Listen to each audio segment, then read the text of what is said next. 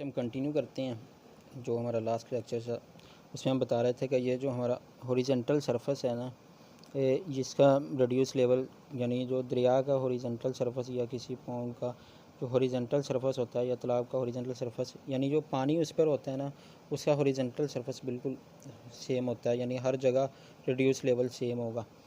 तो हमने यहाँ रख के लेवलिंग स्टाफ को इसका फाइंड किया रेडियस लेवल। यहाँ हमने इसके पॉइंट लिए कंटूर मैप ड्रा करने के लिए, ठीक है। अब हम इसे इस सरफेस पे जहाँ कहीं भी रख के यानी यहाँ रख के करेंगे तो फिर भी हमारे पास रेडियस लेवल सो ही आएगा। यहाँ करेंगे यानी हॉरिजॉन्टल सरफेस सेम है ना, तो यहाँ अगर हम लेवलिंग स्टाफ रखेंगे तो फिर भी हमारे पास 100 ही आएगा। यहाँ रखेंगे फिर भी हमारे पास 100 ही आएगा। यहाँ रखेंगे फिर भी हमारे पास 100 ही आएगा। यानी इस पे हम कहीं भी अपना रेड्यूस लेवल फाइंड करेंगे ना तो हमारा 100 ही आएगा। यानी यहाँ भी हमारा 100, यहाँ भी 100, यहाँ भी 100, इसी तरह यहाँ 100, यहाँ 100, यहाँ 100। यानी ये सब पॉइंट्स को जब हम इमेजिनरी लाइन से मिला देंगे तो हमारा आ जाएगा 100। ये हमारा इसका रेड्यूस लेवल आ गया 100। उसके बाद फॉर एग्ज़ाम्पल हमारा वाटर की जो सरफेस होती है ना वो हमेशा चेंज होती रहती है इन्वायरमेंट की कंडीशन के लिहाज से। यानी अगर सर्दी है तो सरफेस हाई होगी, अपर होगी, यानी और अगर गर्मी वगैरह है तो हमारी पानी की सतह कम हो जाएगी। हम यहाँ फ़र्ज़ करते हैं कि हमारी गर्मी है, हमारी पानी की सतह कम हो के यहाँ आ जाएगी। यानी हमारा समर सीज़न है, पानी की सतह यहाँ से कम हो के यहाँ आ गई। यानी हम फ़र्ज़ करते हैं कि हमारी 1 मीटर पानी की सतह कम होगी। अब हमारा हॉरिजॉन्टल सरफेस ये बन गया, ठीक है। अब हमारा हॉरिजॉन्टल सरफेस ये बन गया। तो अब हम हमारे लेवलिंग स्टाफ को यहाँ रखेंगे। अब हम हमारे लेवलिंग स्टाफ को यहाँ रखेंगे, इधर भी यहाँ रखेंगे, ठीक है। वो इसकी मदद से हम रेड्यूस लेवल फाइंड करेंगे। ये यहाँ से एक कम हुआ है तो अब हम जब रेड्यूस लेवल फाइंड करेंगे यहाँ 99 आएगा, ठीक है। और इधर भी हमारा 99 आएगा, यानी ये सेम है सारा। इसी तरह हम अगर यहाँ कोई रेड्यूस लेवल किसी पॉइंट का यहाँ निकालते हैं, यहाँ निकालते हैं, यहाँ निकालते हैं तो सबके रेड्यूस लेवल 99 आएंगे, सबके रेड्यूस लेवल 99 आएंगे। तो जब हम इन पॉइंट को एक इमेजिनरी लाइन के ज़रिए ड्रा करते हैं, फॉर एग्ज़ाम्पल यहाँ ड्रा कर लिया हमने इसे एक इमेजिनरी लाइन के ज़रिए, तो ये हमारा इसकी वैल्यू सारी 9, ये हमारा कंटूर बन गया। ये पॉइंट्स आ गए, इसके पॉइंट्स कहीं भी ले सकते हैं हम वहाँ, लेकिन वो हमारा जो है ना वो सारा जो कंटूर लाइन हमारी बनेगी ना उसका रेड्यूस लेवल हमेशा सेम होना चाहिए। उसके बाद इसी तरह हम यहाँ करेंगे। इसका अगर हम यहाँ आ जाते हैं मज़ीद हमारा लेवल कम हो जाता है, पानी की सतह मज़ीद कम हो जाती है, यहाँ रख के करेंगे तो यहाँ हमारा 98 आ जाएगा। मज़ीद एक मीटर नीचे चला जाएगा 99 से, तो यहाँ हमारा 98 आ जाएगा। इसी तरह ये चलता रहेगा। यहाँ हमारा एक और पॉइंट भी क्लियर हो गया, यानी वैली। अब हम इसकी प्रॉपर्टीज़ देखते हैं। वैली ऐसी होती है जिसमें कंटूर लाइन यानी जो मैप है ना उसमें रेड्यूस लेवल सेंटर से आउटर की तरफ इंक्रीज़ करता है। यानी अगर यहाँ हमारा पानी ना हम करें, हम वैसे देख लें कि वैसे ये हमारी एक वैली है, यानी दो पहाड़ों के दरमियान जो होती है वो वैली होती है हमारी, ठीक है। ये हमारी वैली है, ये हमारी वैली बन गई। ये हमारा रेड्यूस लेवल था पहले। हम नीचे आते जा रहे हैं तो हमारा रेड्यूस लेवल कम होता जाता है, ठीक है ना। जैसे यहाँ हमारा रेड्यूस लेवल सबसे ज़्यादा था तो उसके बाद नीचे आए, फिर हमारा ये रेड्यूस लेवल हो गया, उसके बाद इससे नीचे आए फिर 98 हो गया। इसी तरह इसमें होगा कि जब हम ऊपर से नीचे आते जाएंगे ना तो हमारा रेड्यूस लेवल कम होता जाएगा। यानी हम आउटर से सेंटर की तरफ जाते जाएंगे तो रेड्यूस लेवल हमारा कम होता जाएगा। वैली की ये प्रॉपर्टी है, जब हम आउटर से सेंटर की तरफ आते जाएंगे तो रेड्यूस लेवल कम, और अगर हम इसे दूसरी तरह देखें, अगर सेंटर से आउटर की तरफ जाए तो रेड्यूस लेवल हमारा इंक्रीज़ होता जाएगा। उसके बाद हमारे पास आ जाती है हिल पहाड़ी।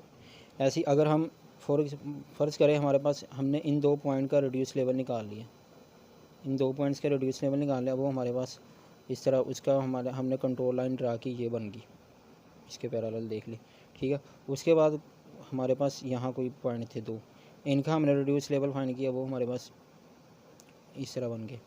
उसके बाद हमारे पास ये पॉइंट थे, इसका हमने रेड्यूस लेवल फाइंड किया, तो हमारे पास ये बन गए, ठीक है।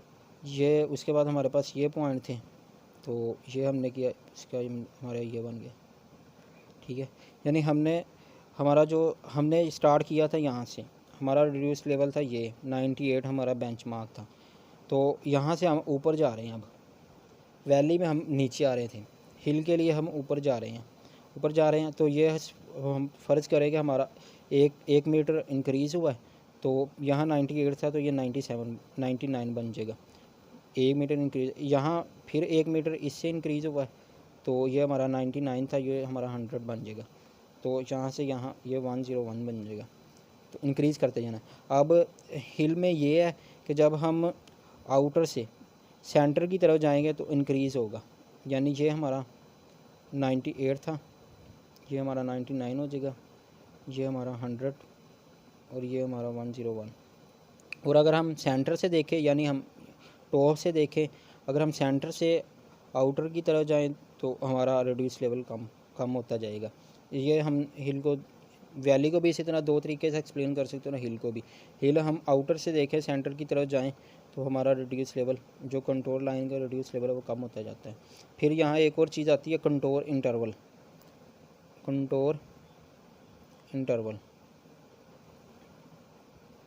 ये काफ़ी इम्पोर्टेंट है कंट्रोल इंटरवल, ये हमें आगे भी काफ़ी।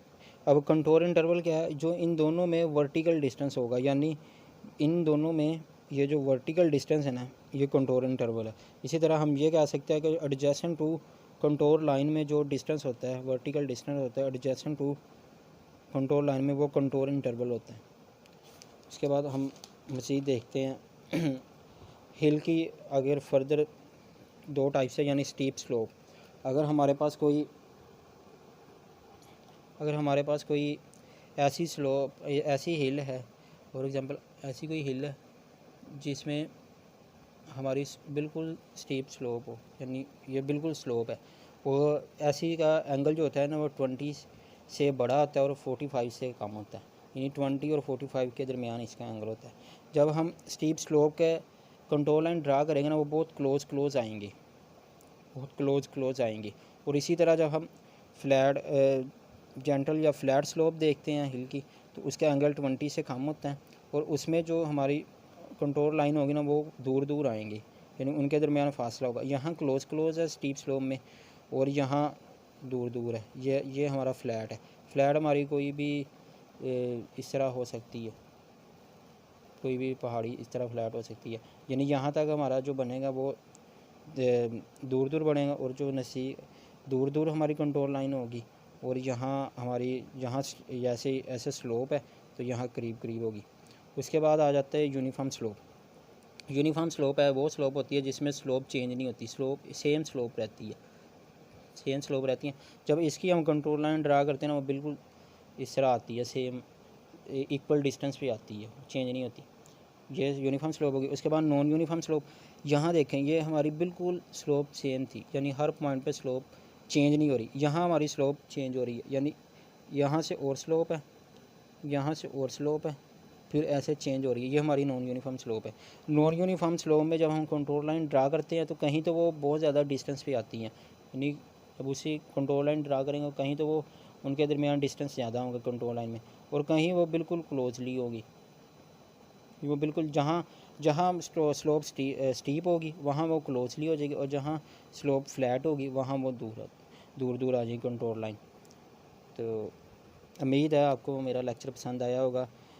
मेरी वीडियोस को लाइक करें, शेयर करें, चैनल को सब्सक्राइब करें।